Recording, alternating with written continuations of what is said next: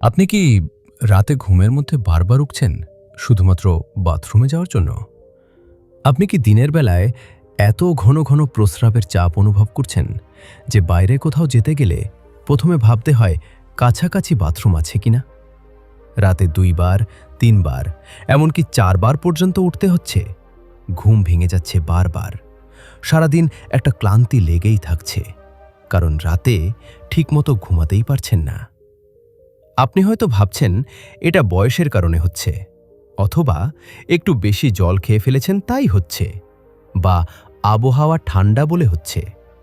কিন্তু আমি আজ আপনাকে একটু সতর্ক করতে চাই, একটু ভাবতে বলতে চাই। কারণ এই বারবার প্রস্রাব আসাটা যতটা সাধারণ মনে হচ্ছে ততটা সাধারণ নাও হতে পারে। এটা হতে পারে আপনার কিডনির একটা নীরব চিৎকার। হ্যাঁ, ঠিকই বলছি। আপনার কিডনি হয়তো আপনাকে বলতে চাইছে যে সে কষ্ট পাচ্ছে, সে দুর্বল হয়ে পড়ছে, সে আর আগের মতো কাজ করতে পারছে না। কিন্তু সে তো কথা বলতে পারে না, তাই সে এই লক্ষণগুলোর মাধ্যমে আপনাকে জানানোর চেষ্টা করছে। আর সবচেয়ে ভয়ঙ্কর ব্যাপার কি জানেন? কিডনি যখন ক্ষতিগ্রস্ত হতে শুরু করে তখন সে একদম চুপচাপ ক্ষতিগ্রস্ত হয়। প্রথম দিকে কোনো বড় ব্যথা হয় না, কোনো বড় লক্ষণ দেখা যায় না। আর যখন লক্ষণগুলো স্পষ্ট হয়ে ওঠে ততক্ষণে কিডনির অনেকখানি ক্ষতি হয়ে গেছে। অনেক সময় 60 থেকে 70% পর্যন্ত কিডনি নষ্ট হয়ে যাওয়ার পরেও মানুষ বুঝতে পারেন না। ভাবুন একবার এটা কতটা ভয়ের কথা। আর সেই কারণেই আজকের এই আলোচনাটা আপনার জন্য অত্যন্ত জরুরি। কারণ আজ আমি আপনাকে বলতে যাচ্ছি এমন 4টি জিনিসের কথা যেগুলো আপনি হয়তো প্রতিদিন খাচ্ছেন, একদম স্বাভাবিকভাবে খাচ্ছেন, কোনো চিন্তা ভাবনা ছাড়াই খাচ্ছেন। কিন্তু ঠিক এই জিনিসগুলোই আপনার কিডনিকে ভেতর থেকে ধ্বংস করে দিচ্ছে। এই জিনিসগুলোর কারণেই আপনার বারবার প্রস্রাব হচ্ছে এবং আপনার কিডনি ধীরে ধীরে কাজ করার ক্ষমতা হারিয়ে ফেলছে। এই আলোচনাটা শেষ পর্যন্ত মনোযোগ দিয়ে দেখুন। আমি প্রতিশ্রুতি দিচ্ছি, এখানে এমন কিছু তথ্য আছে যেগুলো হয়তো আপনি আগে কখনো শোনেননি, এবং হয়তো কোনো ডাক্তারও আপনাকে এত বিস্তারিতভাবে বলেননি। আর এই তথ্যগুলো জানার পরে আপনি আজ থেকেই কিছু পরিবর্তন আনতে পারবেন আপনার জীবনে, যে পরিবর্তনগুলো আপনার কিডনিকে বাঁচাতে পারে এবং আপনার স্বাস্থ্যকে অনেক উন্নত করতে পারে। তবে এক মুহূর্ত দাঁড়ান। এই আলোচনা শুরু করার আগে আমি আপনাদের কাছ থেকে কিছু জানতে চাই। আপনি ঠিক এখন এই আলোচনাটি কোন জায়গা থেকে দেখছেন, আর আপনার বর্তমান বয়স কত? নিচে কমেন্টে অবশ্যই জানাবেন, কারণ আমাদের প্রতিটি কথোপকথনই আপনাকে আরও ভালোভাবে বুঝতে সাহায্য করে। তো এবার চলুন আসল কথায় আসি। তবে 4টি জিনিসের কথা বলার আগে একটু বুঝে নেওয়া দরকার যে কিডনি আসলে কিভাবে কাজ করে এবং বারবার প্রস্রাব আসার সঙ্গে কিডনির সম্পর্কটা কোথায়। দেখুন, আমাদের শরীরে 2টো কিডনি আছে। এই কিডনি দুটো আমাদের পেটের পেছনের দিকে মেরুদণ্ডের দুপাশে থাকে। এই ছোট্ট দুটো অঙ্গ প্রতিদিন বিশাল একটা কাজ করে। আপনার শরীরের সমস্ত রক্ত এই কিডনি দিয়ে যায়, এবং কিডনি সেই রক্ত থেকে বর্জ্য পদার্থ, অতিরিক্ত জল, অতিরিক্ত খনিজ, লবণ সব আলাদা করে প্রস্রাবের মাধ্যমে শরীর থেকে বের করে দেয়। শুধু তাই নয়, কিডনি রক্তচাপ নিয়ন্ত্রণে সাহায্য করে, রক্তের লোহিত কণিকা তৈরিতে সাহায্য করে এবং হাড়কে শক্তিশালী রাখতে সাহায্য করে। অর্থাৎ কিডনি শুধু প্রস্রাব তৈরি করে না, সে আপনার শরীরের ভারসাম্য রক্ষার একটা মূল স্তম্ভ। এখন যখন কিডনি ঠিকমতো কাজ করতে না পারে তখন এই পুরো ভারসাম্যটা নষ্ট হয়ে যায়। কিডনি যখন দুর্বল হতে শুরু করে তখন সে রক্ত থেকে বর্জ্য ঠিকমতো ছাঁকতে পারে না এবং জল ও লবণের ভারসাম্য নষ্ট হয়ে যায়। আর এই কারণেই কখনো বারবার প্রস্রাব আসে, কখনো প্রস্রাবের পরিমাণ অস্বাভাবিকভাবে কমে যায়, কখনো প্রস্রাবের রং বদলে যায় এবং কখনো প্রস্রাবে ফেনা দেখা যায়। এই সব কিছুই কিডনি দুর্বল হওয়ার লক্ষণ। এবং বারবার প্রস্রাব আসাটা অনেক সময় প্রথম লক্ষণ হিসেবেই দেখা দেয়, তাই এটাকে অবহেলা করা একদম ঠিক হবে না। এখন আপনি হয়তো মনে মনে ভাবছেন, বারবার প্রস্রাব তো ডায়াবেটিসের কারণেও হতে পারে। একদম ঠিক কথা। ডায়াবেটিস থাকলে রক্তে শর্করার পরিমাণ বেড়ে যায় এবং কিডনি সেই অতিরিক্ত শর্করা বের করার জন্য বেশি বেশি প্রস্রাব তৈরি করে। কিন্তু জানেন কি, এই ডায়াবেটিস নিজেই কিডনির সবচেয়ে বড় শত্রু। দীর্ঘদিন ডায়াবেটিস অনিয়ন্ত্রিত থাকলে কিডনির ক্ষুদ্র রক্তনালীগুলো ক্ষতিগ্রস্ত হয় এবং কিডনির ফিল্টারিং ক্ষমতা ধীরে ধীরে কমতে থাকে। তাই বারবার প্রস্রাব আসা মানে শুধু ডায়াবেটিস নয়, এটা সরাসরি কিডনি দুর্বল হওয়ারও সংকেত হতে পারে। আর অনেক সময় দুটোই একসাথে থাকতে পারে, তাই সতর্ক হওয়াটা খুবই জরুরি। এবার আসি সেই প্রথম জিনিসটার কথায়, যেটা আপনাকে আজ থেকেই বন্ধ করতে হবে, অথবা অন্তত অনেক অনেক কমিয়ে দিতে হবে। সেটা হলো অতিরিক্ত লবণ। আমি জানি এটা শুনে আপনি হয়তো একটু অবাক হচ্ছেন, ভাবছেন যে লবণ তো আমরা সবাই খাই এবং রান্নায় লবণ না দিলে তো খাবারে কোনো স্বাদই থাকে না, তাহলে এটা আবার কিডনির কি ক্ষতি করবে? কিন্তু সমস্যাটা হলো অতিরিক্ত লবণে। রান্নায় পরিমিত লবণ দেওয়া একটা ব্যাপার, এবং সারাদিন ধরে নানাভাবে অতিরিক্ত লবণ খাওয়া সম্পূর্ণ আলাদা একটা ব্যাপার। আপনি একটু ভেবে দেখুন, আপনি কি ভাতের পাতে আলাদা করে কাঁচা লবণ দেন? অনেকেই দেন। আপনি কি আচার খান? আচারে কিন্তু প্রচুর লবণ থাকে। আপনি কি চিপস খান, পাঁপড় খান, শুটকি খান, নোনতা বিস্কিট খান, বা প্যাকেটের নুডলস অথবা ইনস্ট্যান্ট স্যুপ খান? এইসব কিছুতেই প্রচুর পরিমাণে লবণ থাকে, যেটা আপনি হিসেবের মধ্যেই ধরেন না। একজন প্রাপ্তবয়স্ক মানুষের দিনে সর্বোচ্চ 5 গ্রাম লবণ খাওয়া উচিত। এটা মোটামুটি 1 চা চামচের চেয়েও কম। কিন্তু আমাদের দেশে বেশিরভাগ মানুষ দিনে 10 থেকে 15 গ্রাম লবণ খেয়ে ফেলেন, অর্থাৎ যতটুকু দরকার তার 2 থেকে 3 গুণ বেশি। এখন এই অতিরিক্ত লবণ আপনার শরীরে গেলে কি ঘটে সেটা একটু বলি। লবণের মধ্যে থাকে সোডিয়াম। যখন আপনার রক্তে সোডিয়ামের পরিমাণ বেড়ে যায়, তখন আপনার শরীর সেই সোডিয়ামকে পাতলা করার জন্য বেশি জল ধরে রাখে। ফলে আপনার রক্তের আয়তন বেড়ে যায়। রক্তের আয়তন বাড়লে রক্তচাপ বেড়ে যায়, এবং এই বাড়তি রক্তচাপ সরাসরি কিডনির উপর চাপ ফেলে। কিডনির ভেতরে যে ক্ষুদ্র ছাঁকনি আছে, যেগুলোকে গ্লোমেরুলাস বলে, সেগুলো এই উচ্চ রক্তচাপের কারণে ক্ষতিগ্রস্ত হতে থাকে। কিডনিকে তখন অনেক স্ট্রেসে থাকে। কিডনিকে তখন অনেক বেশি পরিশ্রম করতে হয়, এবং যদি প্রতিদিন এই অতিরিক্ত চাপ চলতে থাকে, তাহলে কিডনির ফিল্টারিং ইউনিটগুলো একটা একটা করে নষ্ট হতে থাকে। আর সবচেয়ে দুঃখের কথা হলো, একবার এই ফিল্টারিং ইউনিটগুলো নষ্ট হলে সেগুলো আর কখনো ফিরে আসে না। এটাই কিডনি রোগের সবচেয়ে ভয়ঙ্কর দিক। তাই আজ থেকেই খাবারে কাঁচা লবণ দেওয়া একদম বন্ধ করুন। রান্নায় যতটুকু লবণ দেন সেটাই যথেষ্ট, এবং তার উপরে আলাদা করে কোনো লবণ খাবেন না। আচার, চিপস, পাঁপড়, প্যাকেটের খাবার, এগুলো যতটা সম্ভব এড়িয়ে চলুন।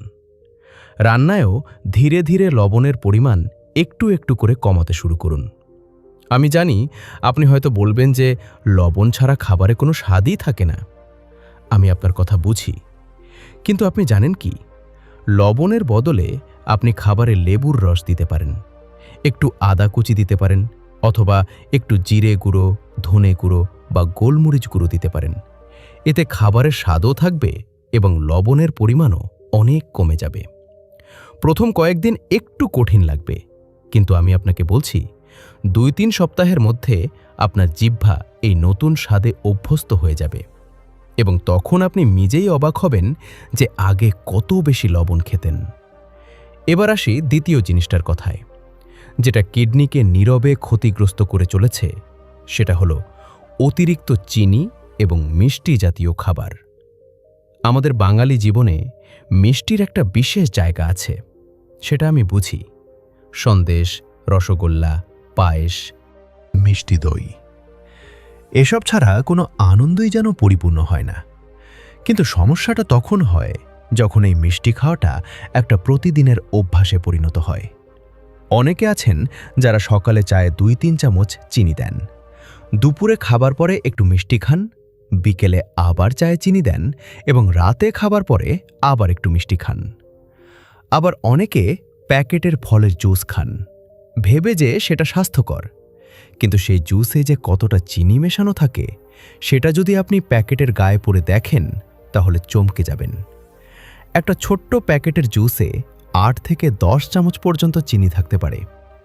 কোল্ড ড্রিঙ্কস বা সোডাতেও একই অবস্থা। এই অতিরিক্ত চিনি আপনার শরীরে ঢুকে কি করে সেটা বলি। প্রথমত, চিনি রক্তের শর্করার মাত্রা বাড়িয়ে দেয়। যখন রক্তে শর্করা বেশি থাকে তখন কিডনিকে সেই অতিরিক্ত শর্করা ফিল্টার করে বের করতে অনেক বেশি পরিশ্রম করতে হয়। এই প্রক্রিয়ায় কিডনি বেশি জল টেনে নেয় এবং তার ফলেই বেশি প্রস্রাব তৈরি হয়। এটা একটা দুষ্ট চক্রের মতো কাজ করে। আপনি বেশি চিনি খেলেন, রক্তে শর্করা বাড়ল, কিডনি বেশি কাজ করল এবং বেশি প্রস্রাব হলো। আপনার শরীরে জলের অভাব দেখা দিল, তৃষ্ণা পেলেন, আরও জল খেলেন এবং আবার বেশি প্রস্রাব হলো। এই চক্রটা যতদিন চলতে থাকে আপনার কিডনি তত ক্লান্ত হতে থাকে এবং তত দুর্বল হতে থাকে। আর একটা সময় পরে কিডনি আর সামলাতে পারে না। শুধু তাই নয়, অতিরিক্ত চিনি খেলে আপনার ওজন বাড়ে এবং ওজন বাড়লে শরীরে ইনসুলিন প্রতিরোধ তৈরি হয়। এর ফলে টাইপ 2 ডায়াবেটিস হওয়ার ঝুঁকি বহুগুণে বেড়ে যায়। ডায়াবেটিস একবার হলে সেটা আবার উচ্চ রক্তচাপের ঝুঁকি বাড়ায় এবং ডায়াবেটিস আর উচ্চ রক্তচাপ এই দুটো মিলে কিডনি রোগের সবচেয়ে বড় কারণ। পৃথিবীতে যত মানুষের কিডনি নষ্ট হয় তার মধ্যে সবচেয়ে বেশি সংখ্যক মানুষের কিডনি নষ্ট হয় ডায়াবেটিস এবং উচ্চ রক্তচাপের কারণে। তাই অতিরিক্ত চিনি খাওয়া মানে পরোক্ষভাবে আপনার কিডনিকে ধ্বংসের দিকে ঠেলে দেওয়া। তাই আজ থেকেই চায়ে চিনি একদম কমিয়ে দিন। প্রথমে 3 চামচ থেকে 2 চামচ করুন, তারপরে 2 চামচ থেকে 1 চামচ করুন এবং তারপরে ধীরে ধীরে চিনি ছাড়া চা খাওয়ার অভ্যাস করুন। আমি জানি এটা শুনতে কঠিন লাগছে, কিন্তু বিশ্বাস করুন এটা সম্ভব। লক্ষ লক্ষ মানুষ চিনি ছাড়া চা পান করেন এবং তারা সেটা উপভোগও করেন। মিষ্টি খাওয়ার অভ্যাস ধীরে ধীরে কমান এবং প্রতিদিন মিষ্টি না খেয়ে সপ্তাহে 1 দিন একটু খান, সেটাও পরিমাণ মতো। প্যাকেটের জুস, কোল্ড ড্রিঙ্কস এবং সোডা এসব একদম বন্ধ করে দিন। যদি ফলের রস খেতে ইচ্ছে করে তাহলে বাড়িতে তাজা ফল থেকে রস করুন, কিন্তু সেটাতেও আলাদা চিনি দেবেন না। আর যদি মিষ্টি স্বাদ খেতে ইচ্ছে করে তাহলে একটু খেজুর খেতে পারেন অথবা একটু কিশমিশ খেতে পারেন। এগুলো প্রাকৃতিক মিষ্টি, কিন্তু এগুলো পরিমাণ মতো খেতে হবে, অতিরিক্ত নয়। আমি জানি এই অভ্যাস বদলানো সহজ নয়, কিন্তু একটু ভেবে দেখুন, আপনি কি কয়েক মুহূর্তে জিভের স্বাদের জন্য আপনার কিডনিকে ঝুঁকিতে ফেলবেন? আপনি কি চান যে কয়েক বছর পরে আপনাকে সপ্তাহে 3 বার হাসপাতালে গিয়ে ডায়ালাইসিস করাতে হোক? আপনি কি চান যে আপনার পরিবারের মানুষরা আপনাকে নিয়ে চিন্তায় ঘুমাতে না পারুক? নিশ্চয়ই চান না। তাই একটু কষ্ট হলেও, একটু অভ্যাস বদলাতে হলেও সেটা করুন, আপনার ভবিষ্যতের জন্য, আপনার পরিবারের জন্য এবং আপনার সুস্থ জীবনের জন্য। এবার আসি তৃতীয় জিনিসটার কথায়। এটা এমন একটা জিনিস যেটা কিডনির জন্য অত্যন্ত ক্ষতিকর, অথচ অনেকেই এটা জানেন না অথবা জেনেও গুরুত্ব দেন না। সেটা হলো নিজে নিজে ব্যথার ওষুধ বা পেইন কিলার খাওয়ার অভ্যাস। আমাদের মধ্যে অনেকেই আছেন যাদের হাঁটুতে ব্যথা, কোমরে ব্যথা, ঘাড়ে ব্যথা, মাথা ব্যথা, গাঁটে বাতের ব্যথা। শরীরের কোথাও না কোথাও ব্যথা লেগেই থাকে। বিশেষ করে 50 বছর বয়সের পরে হাড় এবং জয়েন্টের ব্যথা খুব সাধারণ একটা সমস্যা। আর এই ব্যথা হলে বেশিরভাগ মানুষ কি করেন জানেন? তারা ফার্মেসিতে যান এবং নিজে নিজে একটা ব্যথার ওষুধ কিনে খেয়ে নেন। কোনো ডাক্তারের পরামর্শ নেন না, কোনো প্রেসক্রিপশন নেন না। আর এই ওষুধটা খেলে ব্যথা কমে যায় বলে তারা মনে করেন এটা নিরাপদ, এবং পরের বার ব্যথা হলে আবার একটা খান। কেউ কেউ তো প্রতিদিন 1-2 করে পেইন কিলার খান দীর্ঘদিন ধরে। এখন আমি আপনাকে বলি এই পেইন কিলার ওষুধগুলো আপনার কিডনিতে কি করে। এই ওষুধগুলো, বিশেষ করে যেগুলোকে চিকিৎসা বিজ্ঞানের ভাষায় non steroidal anti inflammatory drugs বলা হয়, সেগুলো কিডনির রক্তনালীকে সংকুচিত করে দেয়। এর মানে হলো কিডনিতে রক্ত চলাচল কমে যায়। কিডনি যখন পর্যাপ্ত রক্ত পায় না তখন সে ঠিকমতো কাজ করতে পারে না। একদিন বা 2 দিন খেলে হয়তো শরীর সামলে নিতে পারে, কিন্তু যদি আপনি মাসের পর মাস, বছরের পর বছর নিয়মিত পেইনকিলার খেতে থাকেন, তাহলে আপনার কিডনির ফিল্টারিং ক্ষমতা ধীরে ধীরে কমতে থাকে। কিডনিতে এমন ক্ষতি হয় যেটা পরে আর সারানো সম্ভব হয় না। চিকিৎসা বিজ্ঞানে এটাকে বলে অ্যানালজেসিক নেফ্রোপ্যাথি, অর্থাৎ ব্যথার ওষুধের কারণে কিডনির রোগ। এটা কিন্তু একটা স্বীকৃত রোগ এবং এটা কোনো কল্পনার কথা নয়। পরের পয়েন্টে যাবার আগে আপনার কাছে একটি ছোট্ট অনুরোধ রইল। আমার এই চ্যানেল সুস্থ লাইফ শুধু একটি ইউটিউব প্ল্যাটফর্ম নয়, এটি আমাদের একটি পরিবার, যেখানে আমি এবং আপনি একসঙ্গে চেষ্টা করি 60 বছরের ঊর্ধ্বে সকল মানুষের জীবনে একটু স্বাস্থ্য, একটু সচেতনতা এবং একটু ভালো থাকার আলোর দিশা এনে দিতে। আমি নিয়মিত আপনাদের জন্য নিয়ে আসি এমন সব গুরুত্বপূর্ণ তথ্য যেগুলো আপনার অথবা আপনার কাছের মানুষের জীবনে বাস্তব উপকারে আসতে পারে। তাই অনুরোধ করব, এই আলোচনা যদি আপনার ভালো লাগছে তাহলে একবার লাইক করে দিন এবং চ্যানেলটি সাবস্ক্রাইব করে রাখুন, যাতে ভবিষ্যতে এমন কোনো গুরুত্বপূর্ণ তথ্য আপনার চোখ এড়িয়ে না যায়। তো আমি বলছিলাম পেইন কিলারের কথা। আমি কিন্তু বলছি না যে ব্যথা হলে কোনো ওষুধই খাবেন না। ব্যথা হলে অবশ্যই চিকিৎসা দরকার, কিন্তু সেই চিকিৎসাটা হতে হবে একজন ডাক্তারের পরামর্শ অনুযায়ী। আপনি যখন ডাক্তারের কাছে যাবেন, তখন ডাক্তার আপনার শারীরিক অবস্থা বুঝবেন, আপনার কিডনির অবস্থা পরীক্ষা করবেন, আপনার অন্যান্য রোগ আছে কিনা সেটা জানবেন, এবং তারপরে আপনাকে এমন ওষুধ দেবেন যেটা আপনার জন্য নিরাপদ। হয়তো ডাক্তার এমন কোনো ওষুধ দেবেন যেটা কিডনির জন্য কম ক্ষতিকর, অথবা হয়তো ডাক্তার ওষুধের পরিবর্তে ফিজিওথেরাপি অথবা অন্য কোনো চিকিৎসার পরামর্শ দেবেন। কিন্তু আপনি যদি নিজে নিজে ফার্মেসি থেকে ওষুধ কিনে খান, তাহলে এই সুযোগটা আপনি পাবেন না। আর দীর্ঘদিন ধরে পেইন কিলার খাওয়ার ফলে যখন কিডনির ক্ষতি হবে, সেটা হয়তো আপনি অনেক পরে জানতে পারবেন, যখন অনেক দেরি হয়ে গেছে। আরেকটা কথা বলি এই প্রসঙ্গে, শুধু পেইন কিলার নয়, নিজে নিজে যে কোনো ওষুধ খাওয়ার অভ্যাস কিডনির জন্য ক্ষতিকর হতে পারে। কিছু কিছু অ্যান্টিবায়োটিক আছে যেগুলো দীর্ঘদিন খেলে কিডনিতে সমস্যা হতে পারে। কিছু অ্যাসিডিটির ওষুধ আছে যেগুলো দীর্ঘকালীন ব্যবহারে কিডনিতে প্রভাব ফেলতে পারে, এবং এমনকি কিছু ভেষজ অথবা প্রাকৃতিক বলে প্রচার করা ওষুধও কিডনির ক্ষতি করতে পারে। তাই যে কোনো ওষুধ খাওয়ার আগে ডাক্তারের সঙ্গে কথা বলুন। নিজে নিজে কখনো ওষুধের ডোজ বাড়াবেন না, কমাবেন না, অথবা নতুন কোনো ওষুধ শুরু করবেন না। আপনার শরীরের যত্ন নেওয়ার দায়িত্ব আপনার, তাই সচেতন হন। এবার আসি চতুর্থ এবং শেষ জিনিসটার কথায়। এটা একটু অন্য রকম, এবং এটা জানলে আপনি হয়তো একটু অবাক হবেন। সেটা হলো অতিরিক্ত পরিমাণে প্রাণীজ আমিষ অথবা প্রোটিন খাওয়া। হ্যাঁ, আমি জানি আপনি এখনই ভাবছেন যে প্রোটিন তো শরীরের জন্য দরকার, এবং প্রোটিন না খেলে শরীর দুর্বল হয়ে যাবে। তাহলে এটা কিডনির ক্ষতি করে কিভাবে? আপনার প্রশ্ন একদম যুক্তিসঙ্গত। প্রোটিন অবশ্যই শরীরের জন্য অত্যন্ত দরকারি একটা পুষ্টি উপাদান, কিন্তু সব ভালো জিনিসেরই একটা মাত্রা আছে, এবং সেই মাত্রা অতিক্রম করলে ভালো জিনিসও ক্ষতিকর হয়ে যায়।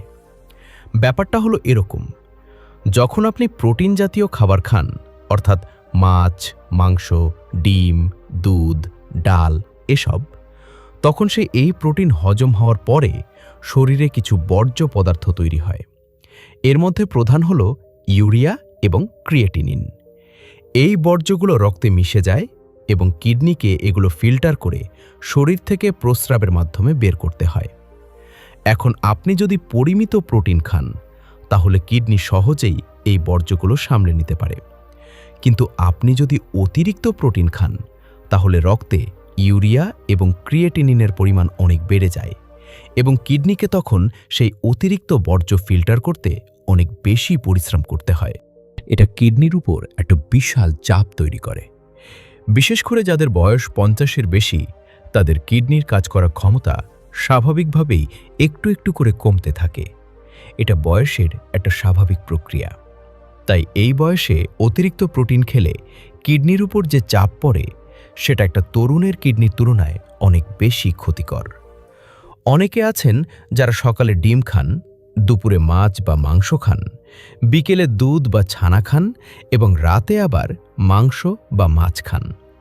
দিনে ৩-৪ বার প্রোটিন জাতীয় খাবার খেলে সেটা কিডনির জন্য অনেক বেশি হয়ে যায়। বিশেষ করে ভারী মাংস, যেমন গরুর মাংস অথবা খাসির মাংস, এগুলোতে প্রোটিনের পরিমাণ অনেক বেশি থাকে এবং এগুলো হজম হতে বেশি সময় লাগে এবং বেশি বর্জ্য তৈরি হয় এবং কিডনির উপর চাপও বেশি পড়ে। তাই আমি বলবো, প্রোটিন একদম বন্ধ করে দেবেন না, কারণ সেটাও ঠিক নয়, কিন্তু পরিমাণ মতো খান। দিনে একবার মাছ অথবা হালকা মাংস খেতে পারেন, সেটা যথেষ্ট। ডাল খান, সেটা ভালো প্রোটিনের উৎস এবং কিডনির উপর কম চাপ পড়ে। ডিম খেতে পারেন, তবে পরিমাণ মতো, এবং দুধ খেতে পারেন, তবে পরিমাণ মতো। আর যদি আপনার ডাক্তার ইতিমধ্যে বলে থাকেন যে আপনার কিডনি কিছুটা দুর্বল, তাহলে ডাক্তারের পরামর্শ অনুযায়ী প্রোটিনের পরিমাণ নির্ধারণ করুন, কারণ দুর্বল কিডনির ক্ষেত্রে প্রোটিনের পরিমাণ আরও বেশি নিয়ন্ত্রণ করতে হয়। একজন কিডনি বিশেষজ্ঞ অথবা ডায়েটিশিয়ান আপনাকে বলতে পারবেন ঠিক কতটুকু প্রোটিন আপনার জন্য নিরাপদ। এখন এই 4টি জিনিসের কথা তো বললাম, কিন্তু আরও কিছু কথা আছে যেগুলো আপনাকে জানানো দরকার। আপনি যদি ইতিমধ্যে লক্ষ্য করে থাকেন যে আপনার বারবার প্রস্রাব আসছে, বিশেষ করে রাতে বারবার উঠতে হচ্ছে, প্রস্রাবে ফেনা দেখা যাচ্ছে, প্রস্রাবের রং গাঢ় হয়ে গেছে অথবা অস্বাভাবিক রং দেখা যাচ্ছে, কোমরের পেছনের দিকে ব্যথা হচ্ছে, পায়ে বা গোড়ালিতে ফোলা ভাব দেখা যাচ্ছে, সকালে ঘুম থেকে উঠলে চোখের নিচে ফোলা দেখা যাচ্ছে, ক্ষুধা কমে গেছে, বমি বমি ভাব হচ্ছে, শরীরে সারাদিন একটা ক্লান্তি লেগে থাকছে, ত্বক শুকিয়ে যাচ্ছে অথবা চুলকানি হচ্ছে। এই লক্ষণগুলোর মধ্যে যে কোনো একটা অথবা একাধিক যদি আপনার থাকে, তাহলে দয়া করে আর দেরি করবেন না এবং আজই একজন ভালো ডাক্তারের কাছে যান এবং কিডনির পরীক্ষা করান। কিডনির পরীক্ষা করানো কিন্তু খুবই সহজ এবং খরচও বেশি নয়। একটা সাধারণ রক্ত পরীক্ষা করালে সিরাম ক্রিয়েটিনিন এবং ব্লাড ইউরিয়া নাইট্রোজেনের মাত্রা জানা যায়। এটা থেকে বোঝা যায় আপনার কিডনি কতটা ভালো কাজ করছে। আরেকটা পরীক্ষা হলো ইজিএফআর, অর্থাৎ এস্টিমেটেড গ্লোমেরুলার ফিল্ট্রেশন রেট। এটা আপনার কিডনির ফিল্টারিং ক্ষমতা মাপে এবং প্রস্রাব পরীক্ষায় যদি প্রোটিন অথবা অ্যালবুমিন পাওয়া যায়, তাহলে সেটাও কিডনি দুর্বল হওয়ার লক্ষণ। এই পরীক্ষাগুলো করতে বেশি সময় লাগে না, বেশি খরচও হয় না, কিন্তু এই পরীক্ষাগুলোর ফলাফল আপনার জীবন বদলে দিতে পারে। কারণ যদি প্রাথমিক পর্যায়ে কিডনির কোনো সমস্যা ধরা পড়ে, তাহলে খাদ্যাভ্যাস এবং জীবনযাপনে কিছু পরিবর্তন এনে সেটা অনেকখানি নিয়ন্ত্রণে রাখা সম্ভব। কিন্তু দেরি করলে অথবা অবহেলা করলে পরিস্থিতি এমন জায়গায় চলে যেতে পারে যেখান থেকে ফেরা কঠিন। জল খাওয়ার কথাও একটু বলি। পরিমিত জল খাওয়া কিডনির জন্য অত্যন্ত ভালো। জল কিডনিকে সঠিকভাবে কাজ করতে সাহায্য করে, শরীর থেকে বর্জ্য পদার্থ বের করতে সাহায্য করে এবং কিডনিতে পাথর হওয়ার ঝুঁকি কমায়। সাধারণত একজন সুস্থ মানুষের দিনে 8 থেকে 10 গ্লাস জল খাওয়া উচিত, কিন্তু এখানেও একটা সতর্কতা আছে। যদি আপনার কিডনি ইতিমধ্যে দুর্বল হয়ে থাকে অথবা যদি আপনার পায়ে বা শরীরে জল জমার সমস্যা থাকে, তাহলে অতিরিক্ত জল খাওয়া উল্টো ক্ষতি করতে পারে। কারণ দুর্বল কিডনি অতিরিক্ত জল শরীর থেকে বের করতে পারে না এবং ফলে শরীরে জল জমে যায়, পায়ে ফোলা বাড়ে এবং শ্বাসকষ্ট হতে পারে। তাই যদি আপনার কিডনির কোনো সমস্যা থাকে, তাহলে ডাক্তারের পরামর্শ নিয়ে জল খাওয়ার পরিমাণ ঠিক করুন।